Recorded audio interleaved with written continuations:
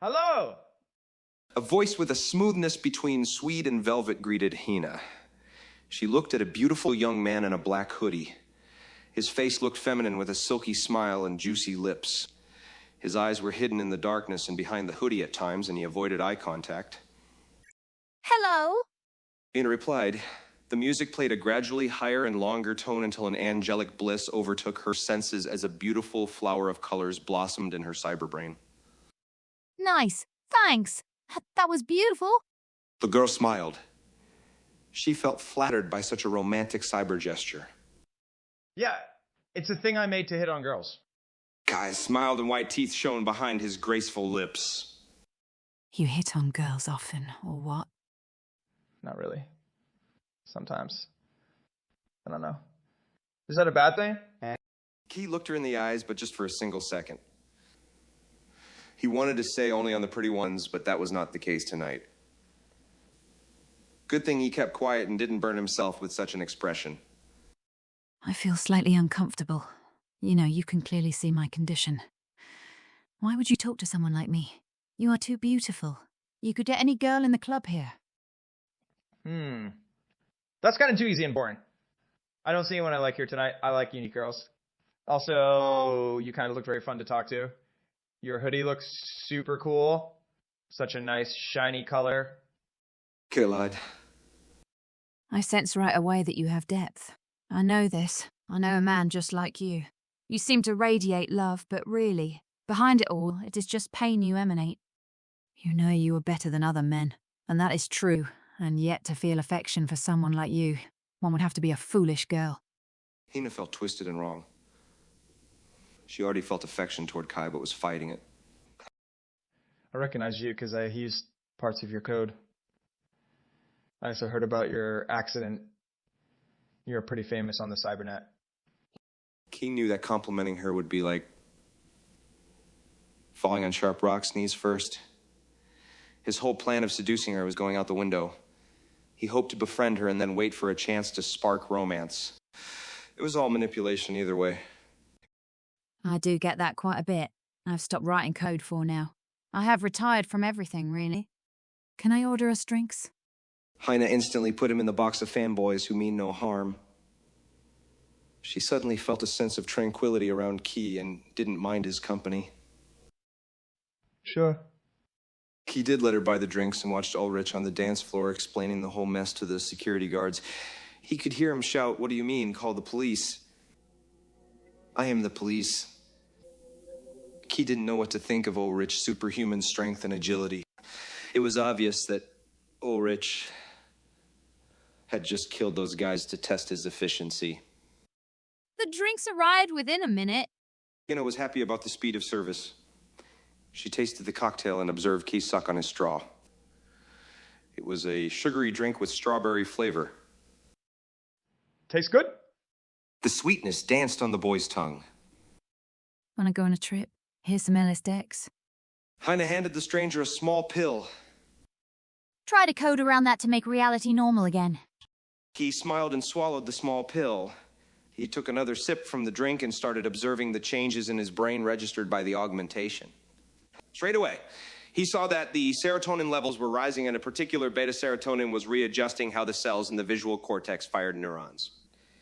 Right away from a database on the net, he pulled up an AI that auto-adjusted the visuals. But soon enough, he noticed that the AI was overloaded with information and couldn't calculate as fast.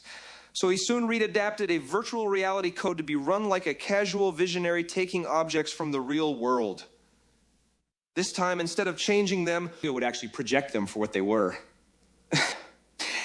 Hina observed him do it and started laughing because now half of his visual frames were normal, but the other half were a melting world in flickering colors. A dumb-looking girl with hair that resembled an onion was sitting at the table next to them and observing them do all these things. To her, Key and Hina looked like creeps, but really they were just a bunch of nerds. Are you alone here tonight? I knew she was not. No, I am here with my ex-boyfriend. Well, even fiancé at one point, I have to confess.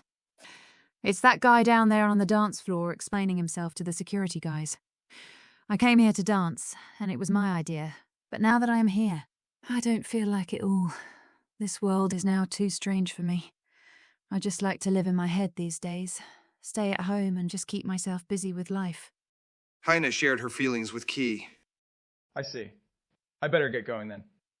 I didn't know you were here with someone else. Wait. I want to go outside for a moment. Want to go outside for some fresh air. Heine didn't want the young man to leave yet. Sure. He shrugged. They got up and walked outside. There were no stars, but the air felt cool. I don't smoke cigarettes, but if you would like, I can offer you a menthol inhaler. It will make you a little dizzy, a little high, and it will make your breath smell nice. Heine handed a plastic stick to Key. Thanks. He sucked on the plastic thingy and menthol touched his tongue as the feeling of a crystal clear sky appeared in his mind. No problem. Heine inhaled through her device. She did it often in the evenings by the large window in her living room, staring at the panorama of the city. So your name is Heine, right? Muntigenine on the net, right? She had coded a bunch of visuals and mind games for simulations. She was the first one to write SQL Dreams using her application, coding a mechanism that saved the current state of mind at the end of the session. Yeah. She was biting on the menthol stick, her pupils widening. The girl looked cute, but kind of creepy. She looked like a lovely bunny that had gotten into a terrible accident and burnt its face off.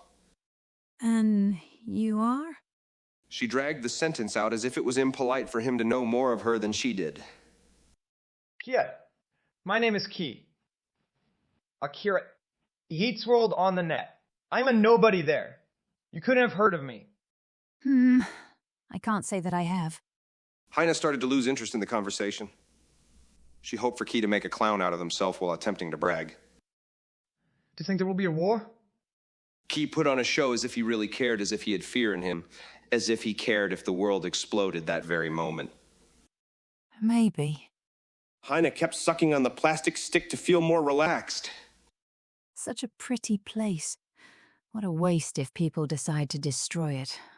I don't want to think about war right now.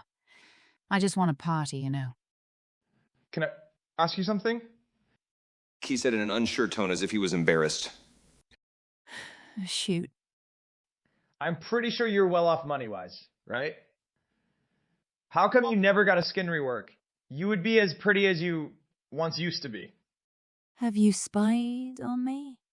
Linda was unsure if the little boy really had dug up some old pictures of her, but she didn't feel threatened if he had done so. Just a few articles and pictures online. I was just a fan of your work, really, and when I heard what happened, I felt depressed. I don't know. I guess I will get it done sometime, but I don't think it would change anything for me. Heine's soul was frozen. Yeah, do it! I would love to see you pretty again. You were really beautiful back in the day. If you say so. Working on anything cool lately?